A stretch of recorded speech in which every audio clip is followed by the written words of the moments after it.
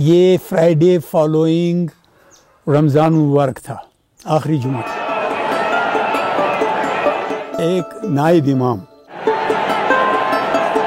اس نے مجھے کہا، he whispered in my ear، کہا کہ یہاں پر ایک بندہ آیا ہے، وہ کہتا ہے کہ مجھے کلمہ شہادت پڑھائیے،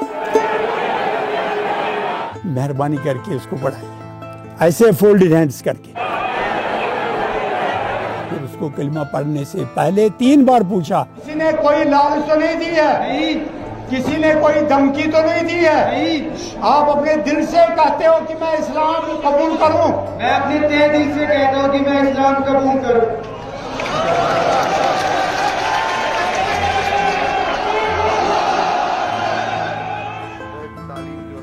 سوشل میڈیا پر یہ کلپ وائرل ہوتے ہی درگاہ کے خطیب کمال فاروقی پر الزام لگایا گیا کہ انہوں نے جبری طور پر ایک ہندو کو مسلمان بننے پر مجبور کیا۔ پچھلے 40 سال سے میں درگاہ میں جو ہے خطبہ دیتا تھا آن اوکیزنز، جیسے میلاد النبی، معراج النبی، شب قدر، شب برات، جو بھی ریلیجس بڑے ایام ہیں، پرٹیکولرلی رمضان المبارک میں میرا سیریز آف لیکچر ہوتا تھا اور وہ میں دیتا تھا۔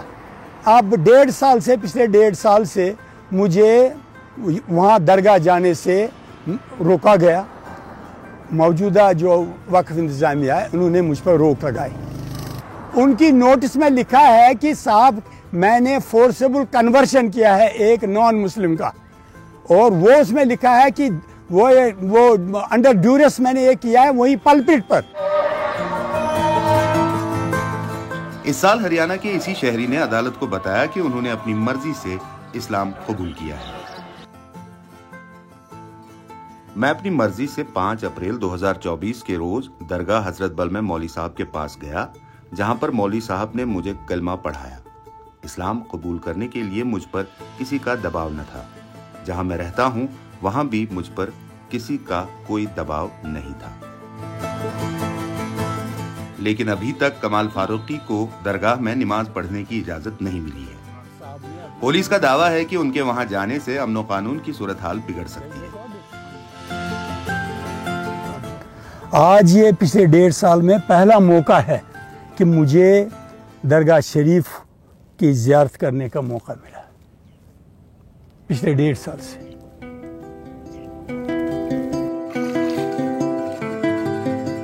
یہ بھی تبھی ممکن ہوا کہ جب میں نے جیلی ڈل کا راستہ اپنایا۔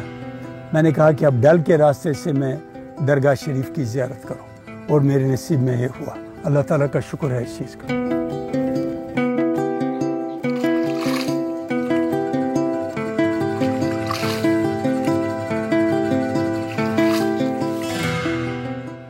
وقف بورڈ کی سربراہ درخشاں اندرابی نے رابطہ کرنے پر اس بارے میں کوئی بات کرنے سے انکار کر دیا۔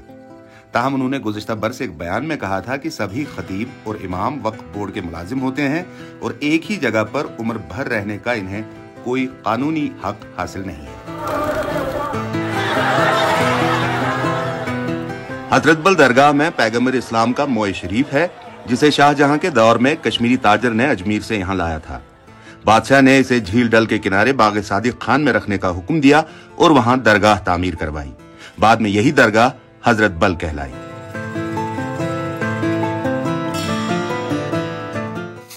حضرت بل کے ساتھ ہماری وابستگی اگر خاندانی لحاظ سے دیکھا جائے تو 400 سال سے ہے۔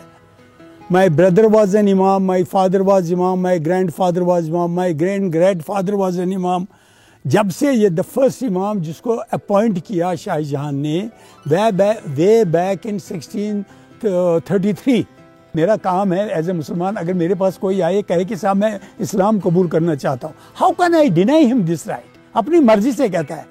After 2 days I received a notice from وقف بورڈ، اس میں انہوں نے لکھا کہ ہم نے اسی روز میٹنگ بلائی، اس میں ائمہ تھے وغیرہ تھے، انہوں نے کنڈیمن کیا، آپ نے انڈر ڈیورس اس کو یہ پڑھایا، وہ کیا، یہ کیا، 1 ہفتے میں ہم انکوائری کریں گے، اس کے بعد تب تک آپ سسپینڈ ہے، تب تک آپ یہ 2 مہینے گزر گئی، کوئی نہیں آیا، نہ کسی نے انکوائری کی۔ 2 مہینے کے بعد اوقاف کی طرف سے مجھے فون آیا، درگاہ میں گیا، وہاں پر ان کے 2-3 بندے تھے وغیرہ، انہوں نے مجھ سے سوالات کیے، میں نے جواب دیا۔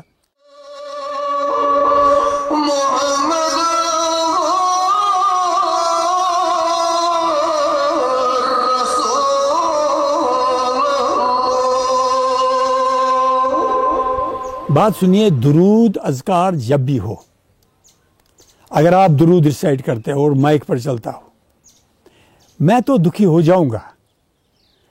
میں تو ریکال کروں گا کہ that I was leading this event.